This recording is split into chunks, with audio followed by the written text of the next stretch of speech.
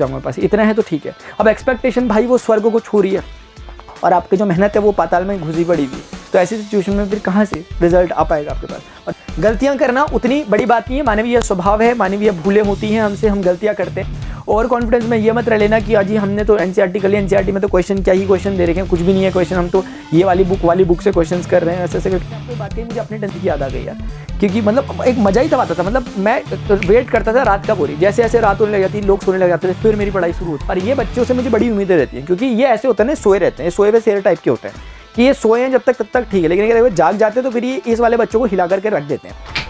Hello students, how are you all? जय हिंद all of you. Pranav Pandey this side. आप सभी के साथ डिस्कशन करने जा रहा हूँ अक्टूबर से अपनी प्रिपरेशन कैसे करें, क्योंकि अभी मैंने हाल ही में जब मैं लाइव वगैरह लेता हूँ उस समय मैं चीज़ें पढ़ा रहा होता हूँ आपको, ट्रिग्नोमेट्री, कोऑर्डिनेट, ज्योमेट्री, ट्रायंगल्स वगैरह की लाइव ले रहा होता हूँ। उस समय आप आकर के बीच में जो क्वेश्चंस पूछते हैं उन क्वेश्चंस को कंबाइन करके कि मुझे जो प्रॉब्लम समझ में आई है बच्चों की, उसको यहाँ एड्रेस कर रहा हूँ एक्सक्लूसिवली। अभी मैं इधर उधर की पढ़ाई का ऐसे बातें नहीं करूँगा चैप्टर वाइज। अभी मैं एक स्ट्रेटेजी आपको दे रहा हूँ, एक रणनीति दे रहा हूँ कि किस तरह का रोड मैप अपना होना चाहिए आगे के लिए। देखो गलती क्या होती है हमसे ना, कि हम अपने बार बार जो हमने गलतियां करी हम उन्हीं को दोहराते रहते हैं, सबसे बड़ी गलती है। गलतियां करना उतनी बड़ी बात नहीं है, मानवीय स्वभाव है, मानवीय भूलें होती हैं हमसे, हम गलतियां करते हैं। लेकिन अगर हम गलतियां बार बार करते रहें तो फिर ये मानव का ये अच्छा मानव नहीं है फिर, ठीक है ना। तो इसीलिए अगर आपसे कुछ मिस्टेक्स हुई हैं, आपने टाइम अपना स्पॉइल किया, आपको लगता है कि कुछ ऐसी चीजें जो नहीं होनी चाहिए थी वो मेरी इस दौरान हो गई है, लेकिन अगर आपको सेल्फ रियलाइजेशन है तो फिर घबराने की बात नहीं है, क्योंकि इसी तरीके से इन छोटी छोटी मिस्टेक से ही इंसान सीखता है, आगे के लिए वो नहीं है। और वैसे भी जो आप गलती समझ रहे होंगे उतनी बड़ी गलतियां हैं भी नहीं। चलो फिलहाल अभी हम करते हैं टॉपिक पर डिस्कशन कि हम क्या करने वाले हैं। यहाँ पे 3-4 कैटेगरीज में स्टूडेंट्स को मैं बांट सकता हूँ यहाँ पर, ताकि क्योंकि पर्टिकुलर के लिए कहना थोड़ा मुश्किल होगा, इसलिए कैटेगरीज अलग से बना रखी है। एक वो वाले होंगे जो बिल्कुल रेड जोन में अभी हैं, जो बिल्कुल अपने को डरे डरे से महसूस कर रहे होंगे, कुछ नहीं पढ़ा वाले 0% वाले, इन पर मैं बातचीत करना चाहूँगा। कुछ ऐसे होंगे जिनकी एवरेज प्रिपरेशन हो रखी है, जो ठीक ठाक है, जो ना तो ऐसे हैं कि बिल्कुल नहीं पढ़ रखा, ना तो ऐसे हैं कि सब कुछ पढ़ रखा, एवरेज कैटेगरी में आ रहे हैं। 40 से 60% तक अपना सिलेबस उन्होंने खत्म कर रखा है। कुछ 2-4-5 टॉपिक है जो उन्हें आते हैं और उन्हीं पे प्रैक्टिस करते रहते हैं, आगे के टॉपिक में बढ़ने की उनकी हिम्मत नहीं हो पा रही, पता नहीं क्यों। ऐसे बच्चे भी हैं। कुछ हैं जिन्होंने सब कुछ पढ़ लिया, जो कह रहे हैं सर हमने एनसीईआरटी की बुक अपनी कवर कर ली है, हर चैप्टर में क्या क्या चीजें हमें समझ में आती हैं, हम थोड़ा बहुत रिवीजन कर रहे हैं, हमने एनसीईआरटी 3-4 बार पढ़ ली है। ऐसे बच्चे भी है, लेकिन ये कभी भी 100% कैटेगरी में नहीं आएंगे, क्योंकि इस भ्रम में आप मत रहिएगा कि मैंने सब कुछ पढ़ लिया। मैंने अभी क्या होता है ना कि आपका पहले बार है 10th मेरा भी एक ही बार था, लेकिन उसके बाद मैंने इतनी बार 10th वगैरह 11th 12th वगैरह पढ़ा रखा बच्चों को कि मुझे पता है कि मेंटालिटी कहीं ना कहीं आप मानो ना मानो एक ही जैसी रहती है। बच्चा बदल जाता है लेकिन मेंटालिटी वही रहती है हर समय जब आप 10th में रहते हो। तो ऐसे कुछ बच्चे होंगे अभी जो सोचते होंगे कि हमारा प्रिपरेशन हो गई, बहुत अच्छी बात है, अपनी मेहनत से इतना किया, लेकिन अपने को ओवर कॉन्फिडेंस में मत डाल देना। ओवर कॉन्फिडेंस में ये मत रह लेना कि अजी हमने तो एनसीईआरटी कर लिया, एनसीईआरटी में तो क्वेश्चन क्या ही क्वेश्चन दे रखे हैं, कुछ भी नहीं है क्वेश्चन, हम तो ये वाली बुक से क्वेश्चन कर रहे हैं। ऐसे करके अपने को इतना ओवर कॉन्फिडेंस में मत पहुंचा देना, ठीक है ना, क्योंकि रावण वाली कहानी आपने सुनी है, ठीक है। तो अभी मैं ज़्यादा नहीं बोलूँगा, बहुत अच्छी बात है, लेकिन अपनी मेहनत से किया, मैं पहले अप्रिशिएट करूँगा आपको, मैं आपको गलत नहीं कह रहा। दूसरा प्रो लेवल वाले, वो उन पर मैं बाद में डिस्कशन करूँगा। तो अभी हम आते हैं सबसे पहले कुछ नहीं पढ़ा से बातें मैं बताना चालू कर रहा हूँ। इन बातों को प्लीज़ इंप्लीमेंट करना। सिर्फ कहानियाँ बोल देने से, सुन लेने से चीज़ें नहीं हो जाती हैं, ठीक है ना।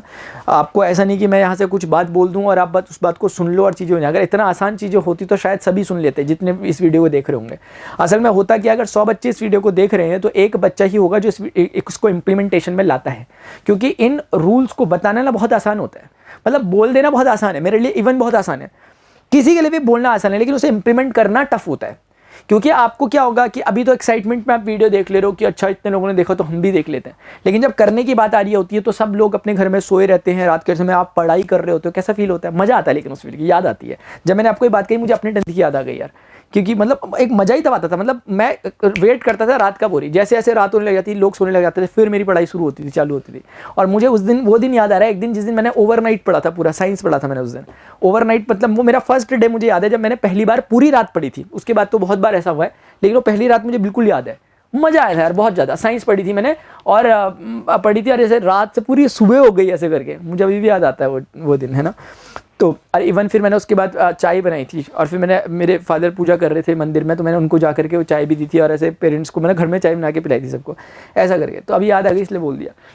तो कुल मिला जुला करके कहना चाहता हूँ कि जब आप ये करोगे ना आपको मजा आएगा, वाइब्स बनेंगी आपकी, ये एक मेमोरीज भी बनेंगी आपके लिए, आप कह पाओगे कुछ यार कुछ तो मैंने अच्छा किया। मेरे कानों में एकदम ऐसे पता नहीं क्या आवाज़ आ रही है, पता नहीं क्या क्यों आ रही होगी आवाज़, चलो कोई बात नहीं, कुछ नहीं पढ़ा आपको समझ में आ गया। तो इन बच्चों के साथ अभी क्या करना है बच्चों, इन्हीं पे मैं ज़्यादा डिस्कशन पहले करना चाहता हूँ। आप लोगों को कुछ क्या करना है, अभी कुछ नहीं पढ़ा ना, देखना है कि पढ़ना चालू करना पड़ेगा। इसीलिए इतनी कहानी सुना रहा हूँ आपको कि आपको कदम उठाना पड़ेगा। पहला कदम बहुत भारी होता है, बहुत साहस चाहिए पहला कदम बढ़ाने में। आप जब पहला कदम उठाओगे आपको बहुत डर लगता है। पहला कदम का मतलब क्या है? पहले कदम का मतलब है आप बुक उठा रहे हो, बुक से पढ़ रहे हो, नहीं आ रहा, फ्रस्ट्रेशन हो रहा है, तब तक आपको एक रील दिखी, स्क्रॉल कर रहे हो, आप बोल रहे हो यार मजा तो इसी में आ रहा है, ये पढ़ाई लिखाई में क्या रखा हुआ। इस तरह के थॉट्स आपके मन में आ रहे हैं और फिर ये चीज़ें प्रोक्रेस्टिनेट करते करते करते करते एक बड़ा बर्डन एक बन चुका है आपके सर पे, बैकलॉग्स पूरे बन चुके हैं। बगल वाला पड़ोसी आपको ये कह रहा है कि भाई मैंने तो 3 बार एनसीईआरटी कवर कर दी, प्रेशर पे प्रेशर बना जा रहा है। ये है पहला कदम। अगर आप इस पहले कदम को उठा पा रहे हो उस सिचुएशन में तो आप बहुत अच्छा काम करोगे। और ये बच्चों से मुझे बड़ी उम्मीदें रहती हैं, क्योंकि ये ऐसे होते हैं ना, सोए रहते हैं, सोए हुए शेर टाइप के होते हैं कि ये सोए हैं जब तक तब तक ठीक है, लेकिन अगर वो जाग जाते हैं तो फिर ये इस वाले बच्चों को हिला करके रख देते हैं। ऐसा मैंने देखा हुआ है, पर्सनली अपने लेवल पे बोल रहा हूँ। तो इसीलिए आप लोगों को क्या करना है, स्टार्टिंग से, जैसे आपको मैं तरीका बता रहा हूँ पढ़ने का क्या है। जैसे वन शॉट गोट सीरीज चली है, उसमें हर सब्जेक्ट का है, स्पेशली मैं बात कर रहा हूँ मैथमेटिक्स की। तो मैथमेटिक्स में आप ना 10th मैथमेटिक्स प्रणव पांडे इस चैनल में जाकर के आप देखने की कोशिश करो।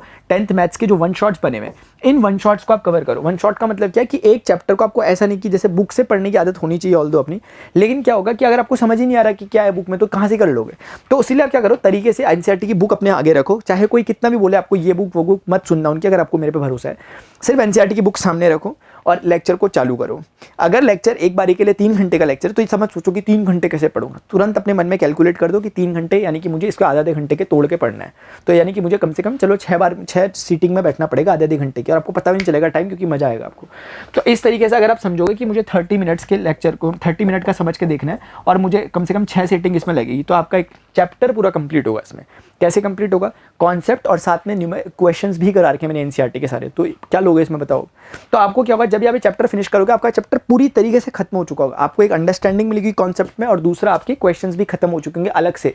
बस सेकंड स्टेप जो आपका इसमें रहेगा वो ये रहेगा कि जो क्वेश्चंस मैंने आपको प्रैक्टिस करवाए उन्हीं सेम क्वेश्चंस को आपने रिपीट करना है। उन्हीं सेम क्वेश्चंस को माय डियर आपने क्या करना है, रिपीट करना है। रिपीट करना है, अपने हाथ से प्रैक्टिस करनी है। ये नहीं कि ऊपर से समझ में आ गया हाँ ठीक है मैं कर लूंगा, नहीं।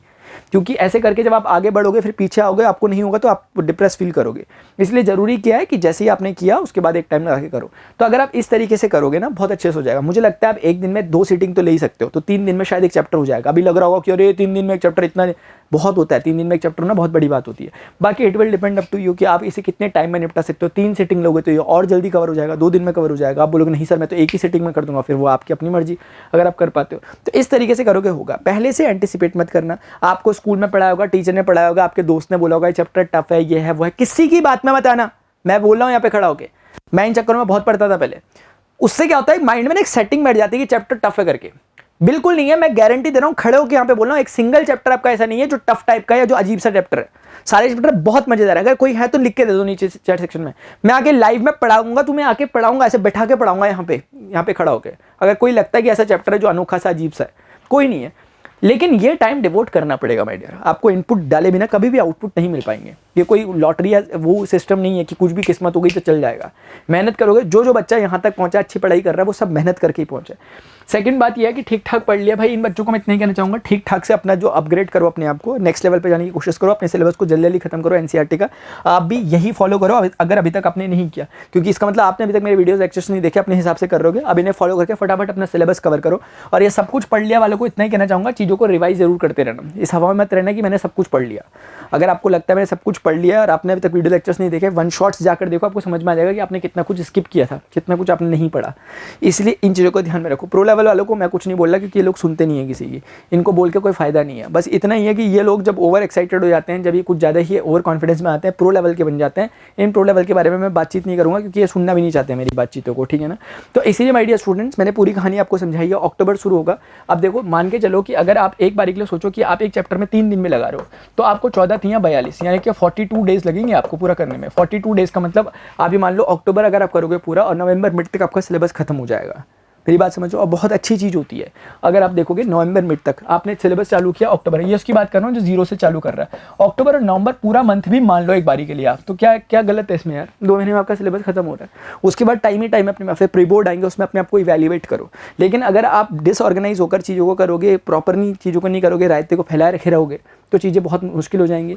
नवंबर के महीने में आओगे, नवंबर की स्ट्रेटजी देखने, दिसंबर में आओगे, दिसंबर की स्ट्रेटजी देखने, बाद में आओगे 10 दिन में कैसे करेक्ट करें, फिर आओगे लास्ट में 1 दिन में कैसे फोड़ दें बोर्ड एग्जामिनेशन को, नहीं होगा कुछ। उस समय स्ट्रेटजी बनाने मैं जरूर आऊँगा, मैं भी आऊँगा, लेकिन उस समय दिक्कत क्या होगी, ये जो चीज़ें होंगी सबकी बढ़ जाएगा टाइमिंग। सिर्फ मैथ्स नहीं पढ़ना आपको और सब्जेक्ट भी पढ़ने हैं। तरीके से चीज़ें बहुत ईजी हैं, लेकिन तब तक जब तक कि आप उसे ईजी बनाकर करते रहें। खाली मन में एक तो ख्यालाती पुलाव बनाते रहें, यानी कि अपने आपको एक्सपेक्टेशंस हाई रखते रहें और नीचे से हम कुछ प्रैक्टिस ना करते रहें, ये आपको स्ट्रेस देने का काम करता है। या तो भाई एक्सपेक्टेशन ही ना हो, या तो मेरी एक्सपेक्टेशन ही नहीं है, सर मुझे 30-40% मिल जाए बहुत है और उसके लायक पढ़ रहा हूँ मैं, ठीक है हो जाऊँगा पास, इतना है तो ठीक है। अब एक्सपेक्टेशन भाई वो स्वर्ग को छू रही है और आपकी जो मेहनत है वो पाताल में घुसी पड़ी हुई, तो ऐसी सिचुएशन में फिर कहाँ से रिजल्ट आ पाएगा आपके पास। और जो एक गैप रहता है, यही गैप फिर आपको स्ट्रेस देता है। तो इसीलिए मेहनत करोगे तो रिजल्ट जरूर मिलेगा। किसी चैप्टर में प्रॉब्लम हो रही है, जेन्युइनली पूछा करो कि सर मुझे इस चैप्टर में प्रॉब्लम हो रही है, मैं लाइव आता हूँ, हमेशा लाइव आकर आपको चैप्टर पढ़ाता हूँ, क्या चाहिए इसके अलावा। इसके अलावा अगर आपको तब भी कोई प्रॉब्लम हो रही है, तभी भी कमेंट सेक्शन में लिखो। बस ज़्यादा नहीं बोलूँगा, वीडियो लाइक तो क्या करोगे, रहने दो, छोड़ मत करो वीडियो लाइक, ठीक है। अभी के लिए डियर स्टूडेंट्स इतना ही, मिलते हैं नेक्स्ट सेशन में। Till then good bye, see you, take care, Jai Hind, bye bye.